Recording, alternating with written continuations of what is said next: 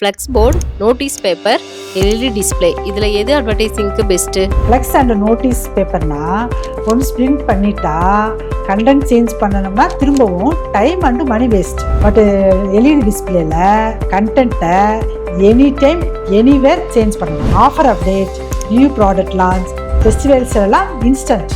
Day and night clarity, moving visuals, customer attention ஆட்டோமேட்டிக்காக capture ஆகும். சிம்பிளாக சொன்னால் ஃப்ளெக்ஸ் நோட்டீஸ் பார்க்குறது ஒரு ஆப்ஷன், எல்இடி டிஸ்பிளே பார்க்குறது ஒரு எக்ஸ்பீரியன்ஸ்.